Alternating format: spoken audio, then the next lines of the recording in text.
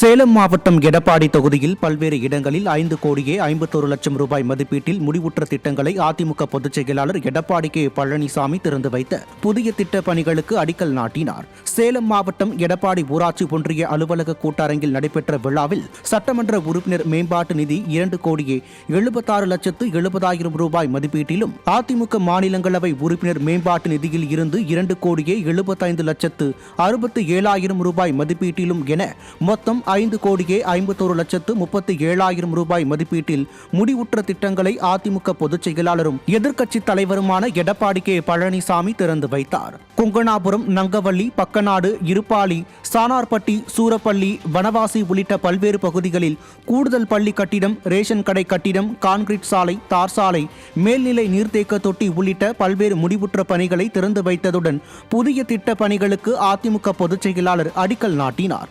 இந்நிகழ்வில் முன்னாள் மாநிலங்களவை உறுப்பினர் சந்திரசேகரன், எடப்பாடி ஒன்றிய கழக செயலாளர்கள் பக்கநாடு மாதேஷ், நெடுங்குளம் மாதேஸ்வரன், நகர கழக செயலாளர் முருகன் மற்றும் கழக நிர்வாகிகள் கலந்து கொண்டனர்.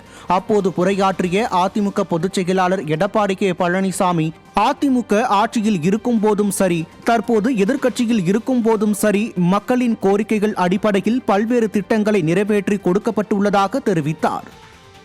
எடப்பாடி சட்டமன்ற தொகுதியிலே சட்டமன்ற உறுப்பினர்கள் மேம்பாட்டு நிதியிலிருந்தும், நாடாளுமன்ற உறுப்பினர் மேம்பாட்டு நிதியிலிருந்தும் மொத்தம் 50 பணிகள் எடுத்துக்கொள்ளப்பட்டு நிறைவேற்றப்பட்டு மக்களுடைய பயன்பாட்டிற்கு கொண்டு வரப்பட்டிருக்கிற மகிழ்ச்சியான செய்தியை இதன் தருணத்தில் தெரிவித்து, அதேபோல எடப்பாடி உறுப்பினராக தேர்ந்தெடுக்கப்பட்டதிலிருந்து எடப்பாடி சட்டமன்ற தொகுதி மக்கள் வைத்த பெரும்பாலான கோரிக்கைகள் நான் நிறைவேற்றி தந்திருக்கின்றேன்.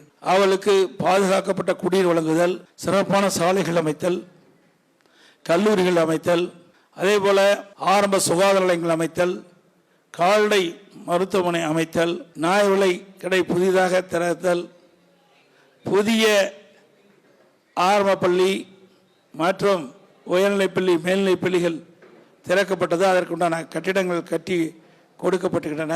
இப்படி பல பணிகள் அனைத்து இந்திய அண்ணா திராவிட முன்னேற்ற கழக ஆட்சியில் இருக்கணும் சரி, இப்பொழுது எதிர்க்கட்சியில் இருக்கின்ற பொழுது சட்டமன்ற உறுப்பினர் மேம்பாட்டு நிதியிலிருந்தும் மக்களுடைய கோரிக்கைகளின் அடிப்படையிலே பல பணிகள் நிறைவேற்றி கொடுக்கப்பட்டுகின்ற செய்தி இந்த நேரத்திலே தெரிவிக்கின்றேன்.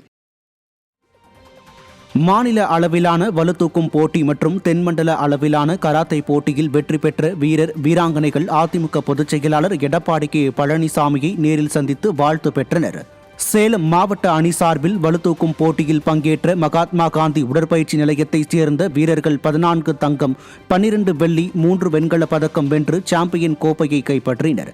மேலும் கராத்தே போட்டியில் கட்டா மற்றும் குமித்தே பிரிவுகளில் பங்கேற்ற சேலம் வீரர் வீராங்கனைகள் 8 தங்கம், 6 வெள்ளி, 5 வெண்கல பதக்கங்களை வென்றனர். அவர்கள் சேலம் நெடுஞ்சாலை நகர் இல்லத்தில் அதிமுக பொதுச் செயலாளர் எடப்பாடி கே பழனிசாமியை நேரில் சந்தித்து வாழ்த்து பெற்றனர். அப்போது சேலம் மாநகர மாவட்ட கழக செயலாளர் AKSM பாலு, எடப்பாடி நகர கழக செயலாளர் முருகன், மாவட்ட வலுதூக்கும் சங்க தலைவர் சங்கர் உள்ளிட்டோர் உடன் இருந்தனர்.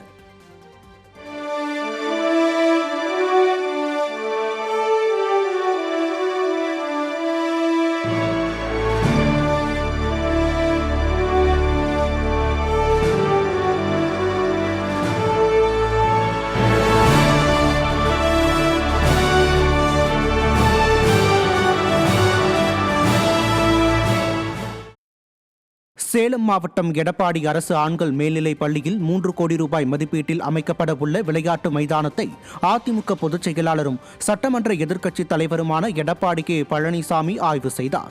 விளையாட்டு மைதானத்தில் ஓடுதளம், கால்பந்து, கூடைப்பந்து, கைப்பந்து, கபடி, லாங் ஜம்ப் உள்ளிட்ட பல்வேறு விளையாட்டுகளுக்கான தனித்தனி ஆடுகளம் அமைக்கப்பட உள்ளது. விளையாட்டு மைதானம் அமையவுள்ள இடத்தை ஆய்வு செய்த கழக பொதுச் செயலாளர் அங்கு விளையாடிக் கொண்டிருந்த சிறுவர்கள் மற்றும் விளையாட்டு வீரர்களிடம் உரையாற்றினார். அப்போது அவர்கள் இறகு பந்து விளையாட்டு தளமும் அமைத்து தருமாறு வைத்த கோரிக்கையை ஏற்ற கழக பொதுச் செயலாளர் இறகு பந்து களம் அமைக்க பொறியாளர்களுக்கு உடனடியாக உத்தரவிட்டதுடன் அதற்கான கூடுதல் நிதியை வழங்குவதாகவும் கூறினார். ஈரோட்டில் அதிமுக பொதுச் செயலாளர் எடப்பாடி கே பழனிசாமியின் மக்களை காப்போம் தமிழகத்தை மீட்போம் எழுச்சி பயணம் குறித்து நிர்வாகிகள் ஆலோசனை கூட்டம் நடைபெற்றது. மாநகர் மாவட்ட கழக அலுவலகமான இதய தெய்வம் அம்மா மாளிகையில் நடைபெற்ற இக்கூட்டத்திற்கு முன்னாள் அமைச்சரும் மாநகர் மாவட்ட கழக செயலாளருமான KV ராமலிங்கம் தலைமை தாங்கினார். இதில் முன்னாள் அமைச்சர்கள் SP Velumani, Thangamani, MSM Anandan, PC Ramasamy ஆகியோர் கலந்து கொண்டு ஆலோசனை மேற்கொண்டனர்.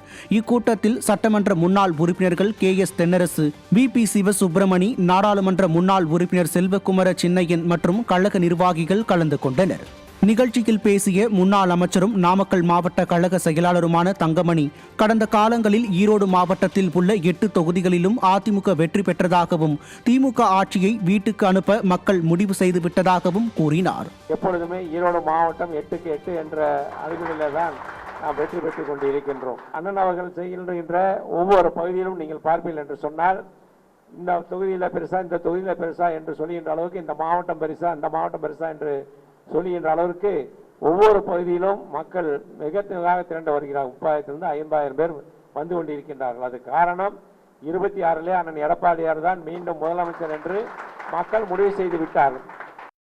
தொடர்ந்து பேசிய முன்னாள் அமைச்சரும் தலைமை நிலைய செயலாளருமான SP வேலுமணி, மக்களை காப்போம் தமிழகத்தை மீட்போம் எழுச்சி பயணத்தில் மக்கள் எழுச்சியோடு வருவதை பார்க்கும்போது 2026 தேர்தலில் அதிமுக வெற்றி பெற்று கழக பொதுச் செயலாளர் எடப்பாடி கே பழனிசாமி முதலமைச்சராவது உறுதி என்றார். எல்லா கூட்டமே ஒவ்வொரு கூட்டத்தை விட ஒவ்வொரு கூட்டம் சிறப்பா இருந்தது, எழுச்சியா இருந்தது. கண்டிப்பா அந்த கூட்டம் எல்லாம் பாத்தீங்கன்னா அடுத்த 2026 நடக்க போற சட்டமன்ற தேர்தலில் உறுதியாக அதிமுக ஆட்சி, புரட்சி தமிழர் எடப்பாடியார் அவர்கள் முதலமைச்சராக வருவது உறுதி. இந்த மாதிரி மக்கள் இப்படி திரண்டு வராங்க.